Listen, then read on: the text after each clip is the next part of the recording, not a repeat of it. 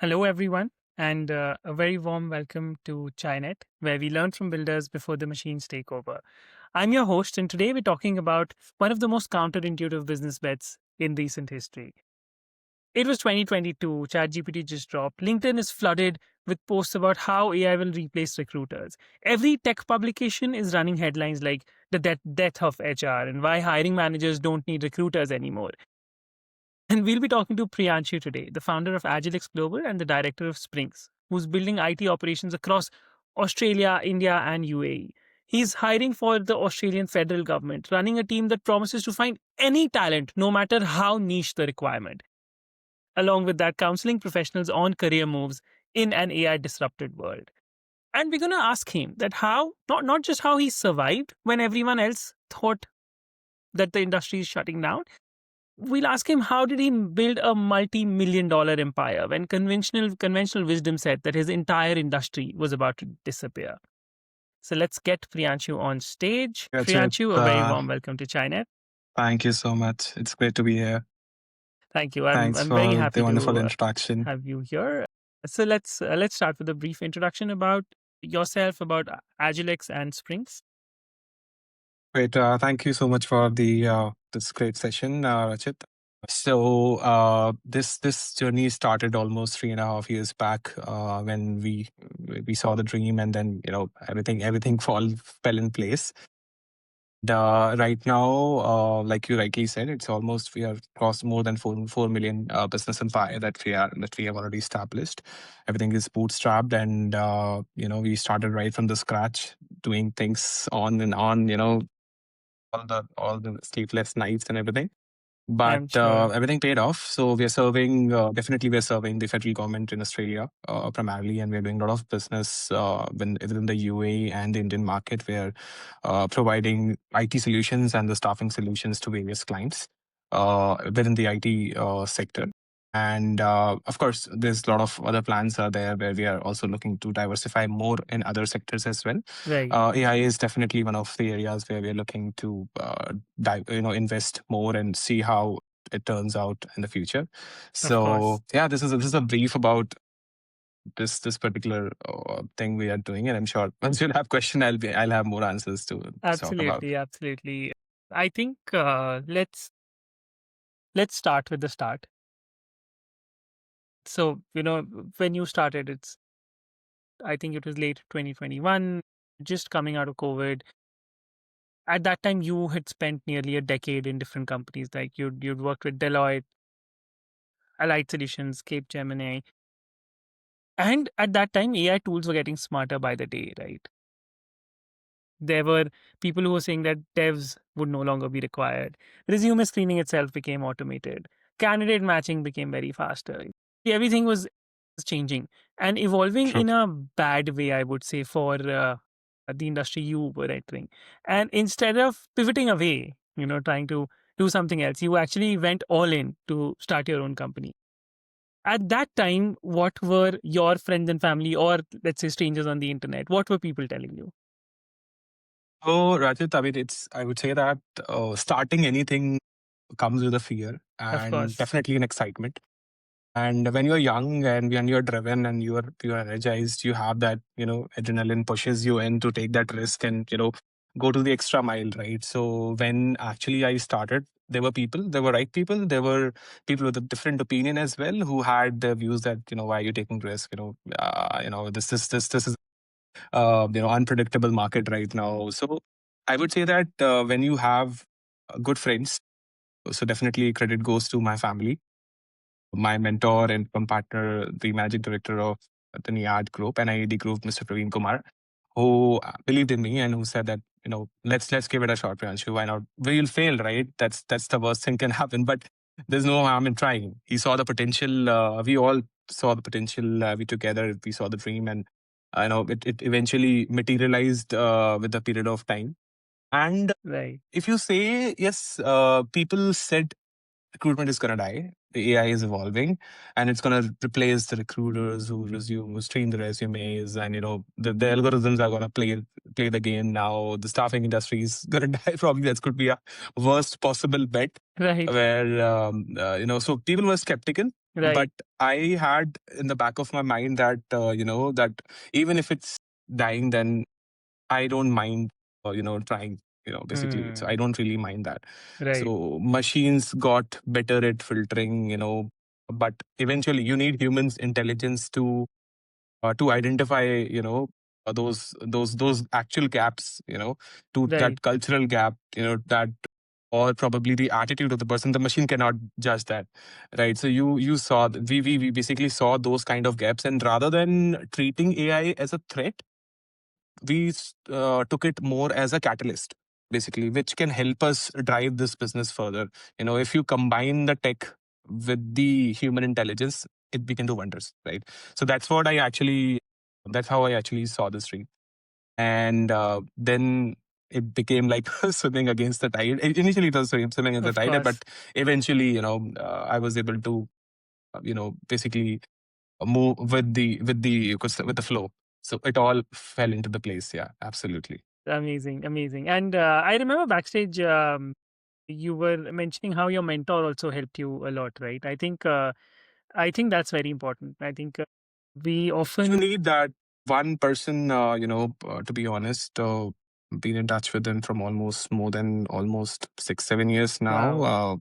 He's a mentor, come partner, and Right. a great human being indeed, who was like, "You try, man, and I will see to it the risk, whatever it comes." So I was like, Amazing. "Why not?" Right. So it's, see, obviously you need somebody to trust on you, Yes. and if you have Absolutely. that person, so eventually It things fall in helps, place. right? And Yeah, I think yeah, there are so many mistakes. If there are people whom and that's even goes for not even like in your case. Of course, you had a personal mentor whom you were in touch with, but even I feel like there are a lot of smart people selling courses and and selling these uh, like even books, for example, right? Like there is so right, much knowledge there, and now we start disregarding it because we think that acha, we'll ask ChatGPT and we'll get the solution, but it doesn't happen that way, right? And true, that's true, true. actually I have a book, right? I was reading this very interesting book by this person called Alex Hormozy, and it Okay, was very interesting. It says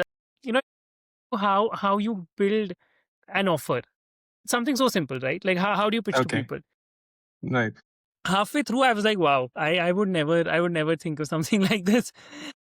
Yeah, but I think the value of knowledge in general, and taking risks, but also making sure that that you're not taking stupid decisions is exactly. very very You valuable. should know the risk as well. It's not just about taking risks; it's about understanding what could be the Right. consequences eventually, right? I mean, if you know that, then, and when you're young, sky's the limit. I always say that. Exactly. You take the risk, you'll fail. Okay, just stand up and probably try something else, right? That's what Right. it counts. Right. So No, yeah, you're yeah, you're you're very very correct. And yeah, with of course with age, your risk appetite also changes. But of course when you're young, then you should not even think twice. Um, true, true. your career decisions are very interesting, right? You went from being an executive and then running your own venture, and in Hmm. general that time itself was a very technologically disrupting time, right? So, Hmm. what's your framework for making career decisions when everything else is very unstable? Since we're talking about risks, how do you know when to double down on something versus when to move away and pivot from that? Right. Okay. So I think when everything feels unstable, Uh-huh. for me, my decision making frameworks primarily depend upon the values and the principle I Hmm. carry. I think that's very important. And it obviously comes with many factors like your family, your friends, Of people course. who are around you. And of course, people who accompany you or who are there within your whatever journey you carry, be it professional or personal. So I separate the negative noise from these fundamentals, because if I stick to that, then obviously there will be I will probably end up being in dilemma and probably will not be able to make a right decision. Right. So instead of asking what's changing, I focus on what remains the true, regardless of technology shifts. So which basically the true things are like your trust, your judgment, and of course the actual business outcome. right? So I double down when the core problem actually exists, and when actually customer feels the pain, we know that okay, they are actually Mm, feeling the pain. We should probably try something else. And obviously, technology is strengthening my edge, but it is not actually replacing it. So it is very important to understand that difference, right? And pivoting is something, you need to understand the root cause of any issues. You cannot just right. think, okay, this is a problem. So if you're not able to do the root cause analysis, you will probably, that's not the right point of making any changes, Mm, or pivoting to any sort of business or any sort of even job as well.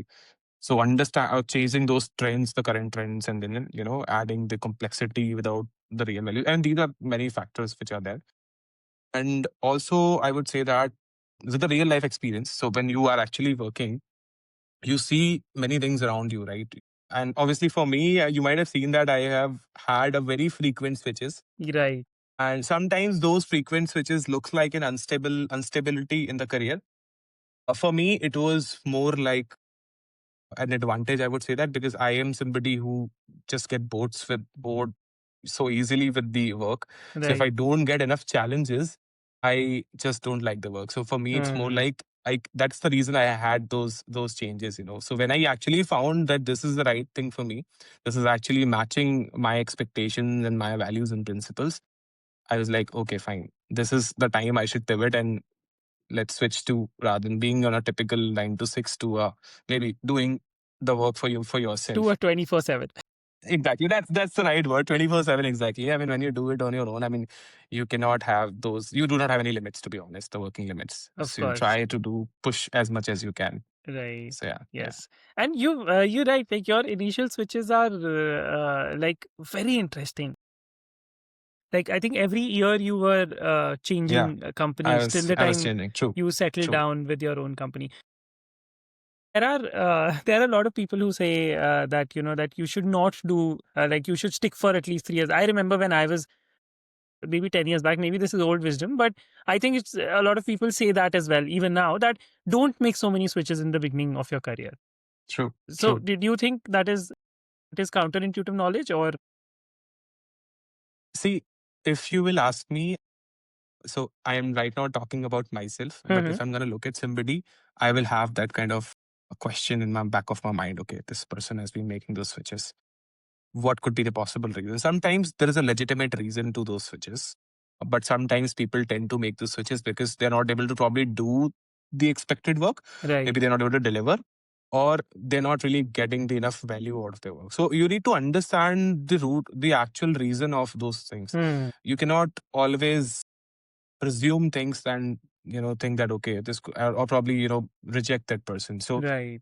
after so many years of experience, I have understood that it is important that that I see, I should have a holistic approach rather than having probably a biased approach towards anybody. So I have now stopped judging on that basis, and of course the same thing has been passed on to my teams and the Of people course. whom I've been working with now. Right. And I think there's nothing wrong in making a Hmm. switch. I mean, I understand you need to spend decent time. You have some responsibilities with or you have some sort of, loyalty with your employer. I'm Correct. not talking about being disloyal or anything. If it's not for you, it's not for you. Then you Hmm. should change. That's how it works. Very interesting. So, unless like if you have good reasons for making those switches, it's fine. You don't have to worry so much about it. Exactly. But you can't Exactly. just I be mean, switching for the fun of it and and experimenting. exactly. I mean, Right. and plus, not just fun. If you're not able to deliver it, because see, Hmm. this Yes. market is, I would say that Brutal. IT market is Brutal. not that big. It's brutal. Yes. Plus, people are connected. So Hmm. eventually, Yes. somebody is gonna find out, Of right? course. And that becomes a problem. So Yes. it's always good to have a clean slate, Right. News right? travels fast. Travels very True. fast. That's true. Yeah. That's true. That's true. This is the edge of internet. This is the era Yes. of internet. It Of travels way too course. fast. I was reading about Chandan Mendiratta, who has a handle called Mix It Up with Mendy. He's the brand chief brand officer at Zepto. So he was Hmm. saying, so he was not in marketing or branding. He was in a very very different role for almost 8 to 10 years. He was in, he was a banker, trading and doing all of those things. And but he was like that. I was always very good to people, and then eventually Hmm. his junior was some at a some CXO level, and they Hmm. called him. over for a marketing role. So these stories are everywhere, and there's it's so important for someone who's starting their career in the who are in their early point of their life. It's True. very True. important to be good. I think more than anything else, like Right. even like if you're jumping companies, give you should have a reason for it, and you should make sure that you're not like randomly ghosting companies. Impacting, it should Yes, not impact the business. I mean, that's exactly. very important. You should Right. see that whether it is actually going to impact the business or not. I mean, Exactly. because the function where this team sits in the HR or whatever, it is a very important function. People still feel that okay, it's not that important, but the people who are actually bringing the talent within the organization who are going to deliver, they play a very, very Very important important role role. because they are the Absolutely. people who are actually building the culture. Yes. Because the kind of people will you will bring in, they will have different sort of mindsets, different sort of Right. thought processes, right? And those people will actually help you build a typical, culture of any organization. Right. So it Absolutely. is a very core part of it. So it's very important to understand the vitality of this particular role. Yes. People tend to take it very easily, or they tend to take it very lightly. But Right. trust me, it's not. Being being a recruiter is not an easy job in Hmm. today's world. It's one of the toughest one because you need to know everything. Even if you don't do that work, even if you're not a developer, even if you're not a tester, whatever it is, but you should know what technology is that. Right. You need to Right. be aware about it, right? So yeah, that's what it is. Yeah. True. Right. There's a Okay. community question. Let me just put it up. It's from Yash. And actually, I have a very similar question. I'll put it up and then I'll also ask my question, which is very similar to what Yash is asking. Mhm. First, we'll say so. Yash is saying that what's one skill you believe will remain truly AI proof over the next 5 years?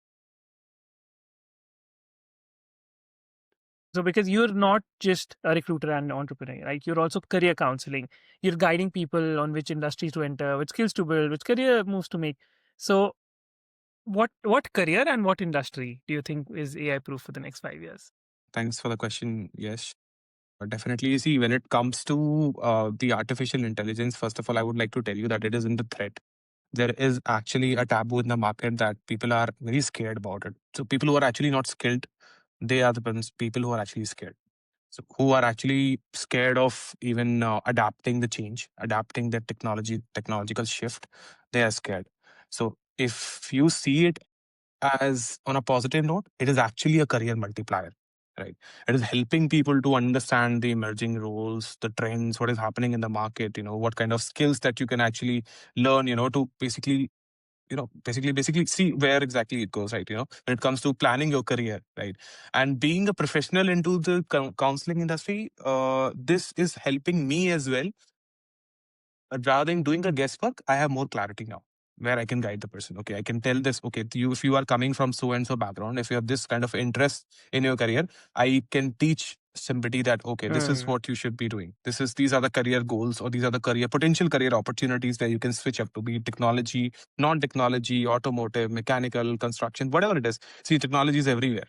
But in today's world, I mean, if you're feeling that okay, I can probably do some manual work, no, it's not going to happen. Of And I course. mean, this is the era of automation. You need to stay ahead of the people, stay ahead of the time. Right. Industries to avoid. I would say I'm not really in a favor of saying no to any industry because Hmm. I feel that every industry has its own potential, and if that industry is not probably moving with the current market flow or with the current trend, they're going to left behind, which I don't think any industry is going to do. There are certain jobs, I would say that certain specializations Hmm. which are getting impacted where we are seeing reduction in the resources, so which are like the telemarketing or customer Hmm. service or Right. data entry kind of a jobs, or clerical work. Correct. So definitely, though there are certain chatbots coming up which are helping people, reducing time and making life easier for the people as well. Or there are certain AI tools which are helping putting the data or sorting it out and Right. making life easier for the people. So those are impacted, but even that, having said that, that is also something where still you can learn. Right. Correct. You cannot say that, okay, I am gonna leave this job. No, it's not gonna happen because human, like I said, there are certain skill sets, certain traits which cannot be judged by or measured by any machine. Hmm. You definitely need somebody, a human brain or human intelligence to Right. understand that person's attitude. So, to answer Yash's question, your own intelligence, a human intelligence, where Hmm. you're actually trying to judge somebody's capability, their Right. personality, their beliefs, their thought processes, or let's say their uh, future potential planning, what they're willing to do. Those are certain things which a human will always understand better than a machine, Hmm. because machine is working only on a set of instructions which are already given to them. I know it is evolving. There is a Gen AI which is actually evolving and which is understanding it better, but it can never replace human. So So you no would industries say to avoid, please. no No industries industry. to avoid. No, don't do that. Just try to run. Just try to match the pace of the market. Just try to match the pace of the era. Technology is coming everywhere. You name the sector, you name the industry, you name the domain. Even in civil engineering, we are seeing technology is coming out. Right. Right, where a lot of work was happening. There was a lot of work which was people were doing manually.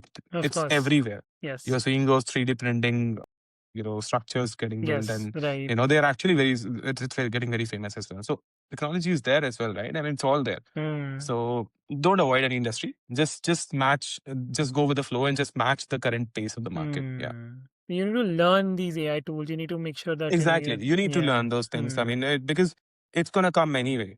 Because Right. trust me, it's AI is not going anywhere Of for the. course. I am not gonna see. I mean, until we live, that's for sure. Additional 400, 200 years. So it's not going It's anywhere. not going anywhere. Actually. Um. I yeah, what I've been hearing is that a lot of low level jobs are getting impacted. Do you think that's correct or no? That's just hearsay.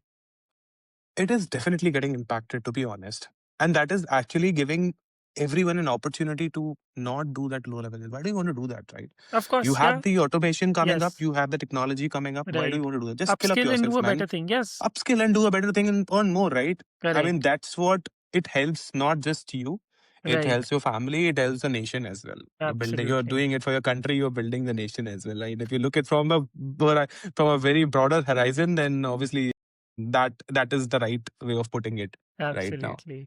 So why do you want to do that low level job? Go Right. ahead and do something better. Let AI do it. So don't let AI drive you. You drive the AI. You drive there, of course. Exactly. Let you sit on the chair. You sit on the Yeah. driving seat. That's the best way of putting it. Yeah. Yeah. That makes sense. And what about in hiring? So I'm sure you're using these AI tools daily to find or sort or work with other hiring companies. You perhaps understand AI's capabilities in hiring better than most recruiters out there. How do you screen candidates differently now than you did before ChatGPT? And where does AI come in? So if you ask about what I was doing 3 years ago, it Mhm. was completely a different ball game altogether. When we were doing the screening that time, it was primarily reactive. So we were all dependent upon those manual reviews, looking at the past experiences and reviewing those bulky resumes and spending so much of time in, and seeing and doing those keywords matches is Right. not really the best way. Even I was not doing that time. I was also doing something else in identifying those resumes, maybe seeing how those multiple technologies are connected to each other. That's the best way of looking at it. But today, when AI is into the picture, it is actually helping the process, and it has shifted those that reactive thing to a predictive model. Hmm. You put the CV there, let AI is any AI tool, is you put it there, let AI analyze it. It will probably make a job lot easier. First, it gives you the agility, right? It saves a lot of time, right? It can also tell you other career trajectories, where else a person can be a fit. That's gonna save a lot of time for your manual work, right? So instead of doing that keyword thing, I always suggest, use that now. So we are already, my team is skilled enough. I'm proud to say that they are skilled enough to use these AI tools, and they are actually doing a tremendous job in, in building or probably helping people secure the right job in the market. And they also understand now, the evolution of the artificial intelligence. They understand those technological terms, because earlier, obviously, it was difficult for them to go Google it out every single technology and see what this thing is doing. But if they put thing in at one place now, it gives the complete information, Hmm. right? So it is actually making them smarter day by Correct. day. They Hmm. understand the technology better. Right. So, like I said, a recruiter is not somebody who is just hiring. Trust me, he is somebody who is learning every single day in terms of Hmm. technology. Because if you are a developer, if you are a Java developer, if you are a .NET developer, you will probably know Java and multiple frameworks. You will have your limitations, right? But Of if you are course. a recruiter, if I'll ask you that, okay, if I talk about some other technologies which is completely different from Java, you will Right. probably not have, you Not. probably will not Of even have course. heard about it. In fact, I talked to a lot of people, there were certain technologies, some CRM tool was there. I'm sorry, I'm not able to remember it right Hmm. now. So I was talking to somebody, some candidate. He was from an infrastructure domain altogether, network solutioning and infrastructure. That's IT as well, but it's a different area Very different altogether. domain. Yes. Right, right. I talked about some development tools, yeah, some CRM. He was like, okay, what is this one? I never heard of it. Hmm. So, but if you'll go to a recruiter, if you'll ask him, no, he'll say, okay, yeah, this is what it is, man. This is what it does. So, this is the advantage of having somebody having a recruiter who actually understands those technological. They also understand the use cases now. Right. Of course, they don't know how to code, but they understand the use cases. Correct. In what sectors, what industries these platforms or tools are getting used, Right. right? And it is also helping them to talk to these technological people, Hmm. Right. right? So if I'm talking to a tech guy, he will have more confidence in me if I know Hmm. what I'm talking about. If I know that technology, Correct. he will have more confidence in me. He will have more confidence in that person. Right. So rather than becoming a typical telecaller, I always tell my team, become a consultant. Hmm. So Talk to the they have person that you to, also know. yeah, Yeah, they have to do a lot of work. Yeah, basically, they than do a just lot of they need research. to So, I know. mean, yeah, it's a primary research, right? I mean Correct. that's what I call it. You do a lot of research before going in on talking to somebody, and Right. you also collect a lot of inputs out of it. So Right. every single person gives you some input, some insight, right? You use Of that course. exactly, and eventually, I mean, like I said, it's not replacing how we are actually screening the people. Hmm. It is actually enhancing it, Enhancing it. right? It is actually giving us the ability to do things faster, Right. and of course definitely giving us sharper insights rather than, of course, right. But definitely there, like I said, there's certain areas where you if you, let's say, if I want to understand what are your intentions about joining a certain job or something, I cannot do that, right? You'll have Right. to understand after talking to a recruiter only. He said, okay, this person can do it. So after talking to that person only, you can understand. So that's where Understand. the human judgment comes in, Of course. Yes. right? so And so if you combine, that's the magic. right. So we have a question from Anushka. I think you've already answered it. She's just curious if there are tasks AI still can't handle in recruiting. I think you've already answered I it very think well that, yes, the human element definitely. is basically Exactly.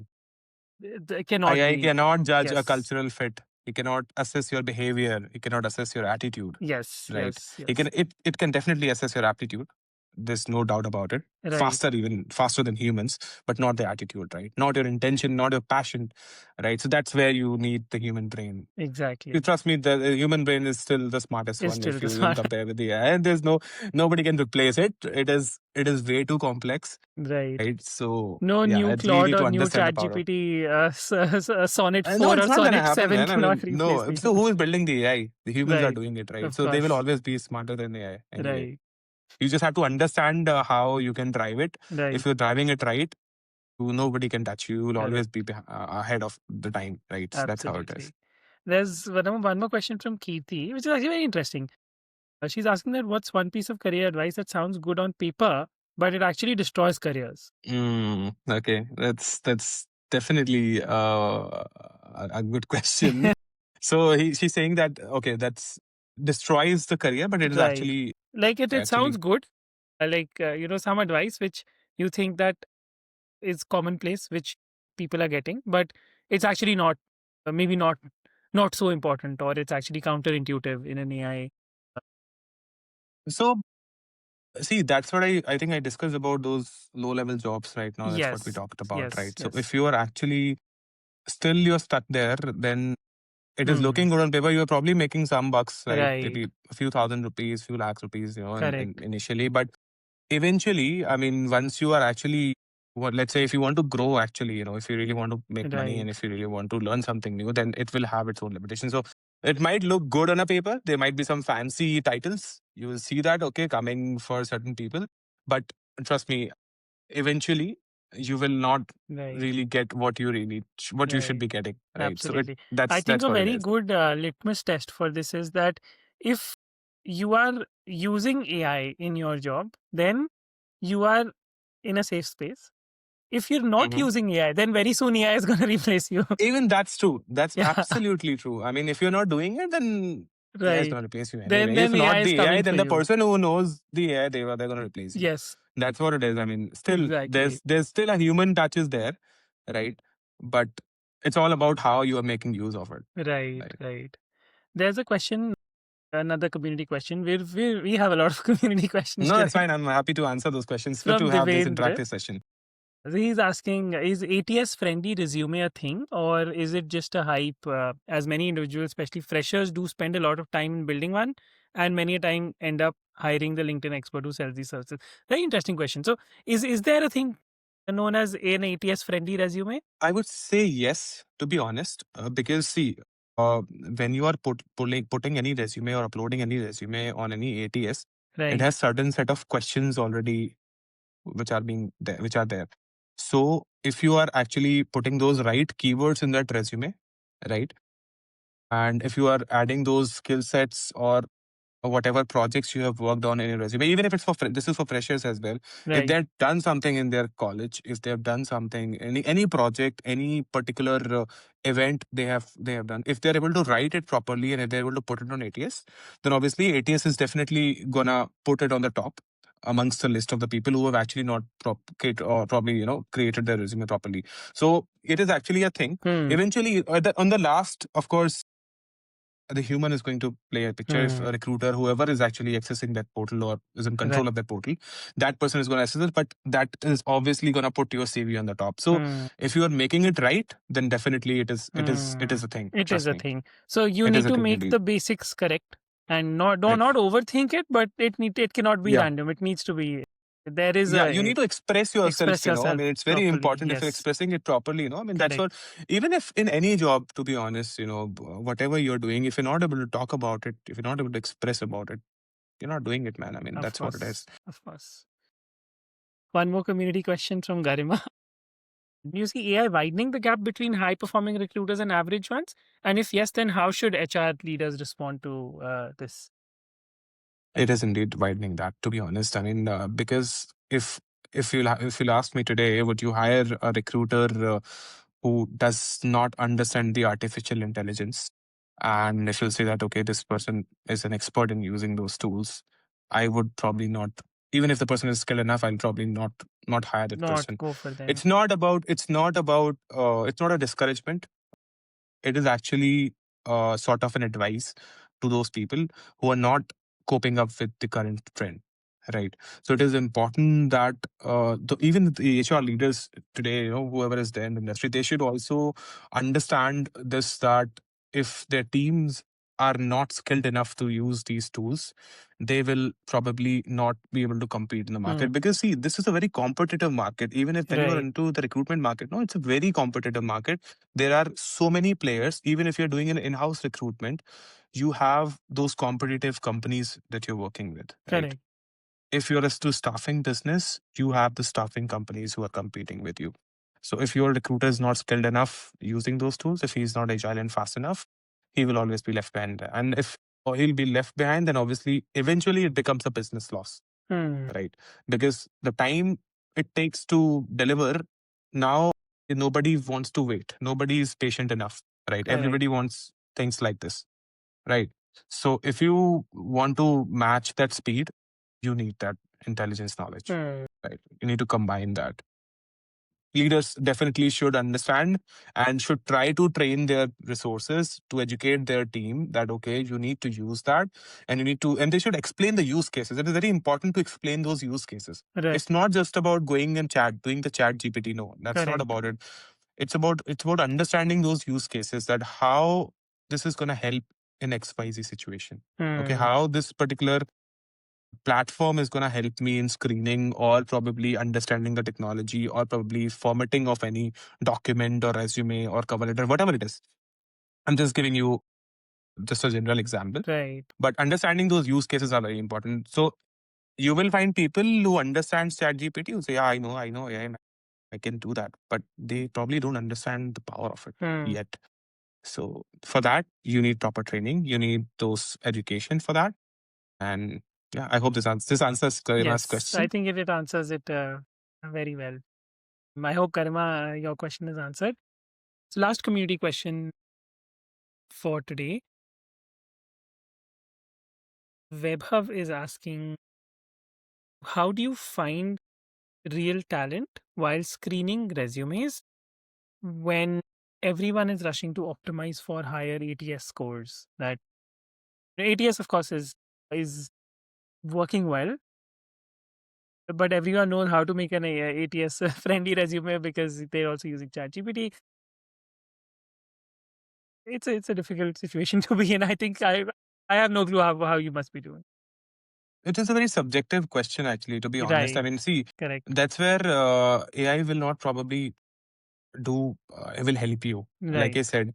So that's where how the communication will play a picture, right? So let's say if you are looking at a resume, it looks like a perfect match. Okay, it Right. has all the skills mentioned. The CV is well decorated. Everything is mentioned properly. Formatting is good. The Correct. background is good. The pedigree is good. For that individual. But if you really want to assess the actual situation, Hmm. because people tend to, of course, manipulate the recruiters, by putting those fancy words and those titles, Right. right? So if you really want to assess it, then you will have to read about it thoroughly first. Do your research, that what exactly this person has done. Because a lot of times, once you start reading between the lines, that's what AI Right. cannot do. Once you start reading those things, once you start talking to this person, in that case, that communication plays an important role. Hmm. Talk to that person, see what he's actually doing. Whether is he actually able to explain what he has done it, right? Try to understand, what are the technologies he or she was able to relearn or unlearn from his previous experiences, right? Correct. Or see that what exactly is he planning to learn now. These are certain things which he cannot Cannot. manipulate and Yes. at all the time.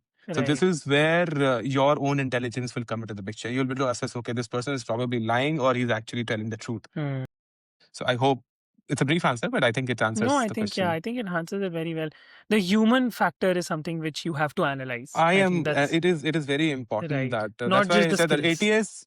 ATS will definitely put it. It will show that, okay, this is a great match, man. I mean, Right. okay, but instead of putting it forward directly to the hiring team, we Hmm. should always do our own assessment. It is very important that we cannot rely on the ATS all the time. Right. We need Right. to do our own assessment just to be make sure, because nothing is things look which looks perfect always have flaws, Of right? course. I mean, Of that's course. that's something that I've learned. So there's no Yes. such thing as perfect. That's one of the biggest myth, Right. right? So we need to identify those Those flaws. And flaws. with the experience, I mean, with the experience, when you talk to so many people, when you talk to so many people in the industry with different kind of experiences, Correct. mindsets, the domains and everything, you start You understanding get to those know things. till a You get certain to know point. that. I mean, Yes. that's something which you develop, or which you develop gradually. It doesn't really come in 1 year or 2 years time. Right. It takes years of experience to understand those things. Absolutely. Wonderful. Important for our listeners. You've navigated this massive transition from so many years as a corporate executive, different companies, then an entrepreneur yourself, and then executing others' visions of building their companies, helping them with their IT, with their staffing, and then building yours. On the other side, you're counseling others on their careers while building your career at the same time. In all this, what is the single most important thing you've learned about making big career decisions in today's age?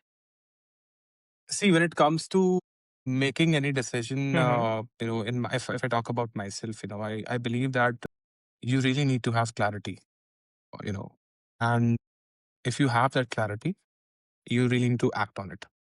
So if Right. you're not able to act when you have a clarity, then obviously you will always be in dilemma. You will not be able to make a right decision. Correct. So these shifts that I have made always had its own fears, right? I had my doubts definitely, because I'll say that I'm not saying that I have complete clarity. Nobody has that. I Right. had that. But there are people, there are those experiences, who were actually pushing me that, okay, go ahead and try this, Hmm. why not? Right. Those values, like I said, those fundamentals, those values, those principles came Correct. into the picture, right? That, okay, go ahead, man, try it. And with that, so for me, I believe in not just giving orders to the people that you go and do it. For me, it has always been like that, setting an example first and then driving Hmm. eventually with my team. So with my team also, initially when we actually started, even I do it sometimes. I still do sometimes recruitment. I mean, not often, but I don't have the bandwidth. But yeah, I do it sometimes because I Right. enjoy it. It's Of not, course. this is in my blood now. I enjoy it actually. So for me, it has always been like, I'll set an example first. I'll show my team that it's not something which is unrealistic. Right. If it's a difficult market, if it's a challenging market, if it's a competitive market, okay, I'm gonna do it and show it to you. This is how it's happening.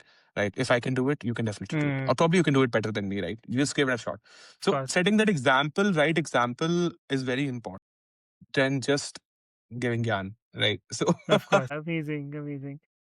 Great, Priyanshu. Thank you. Thank you so much for your time. It has been an amazing session. I have learned so much myself, and I hope our thank you for listeners that. have also learned a lot of things.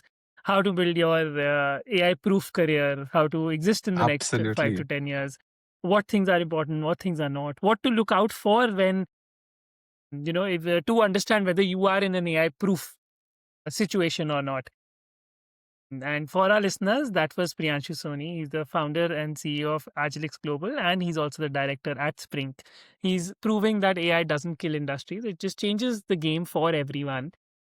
You can find him helping students and helping people, career counseling them, and also helping companies as well as governments to hire better talent to run IT staffing and run IT operations as well across countries and continents.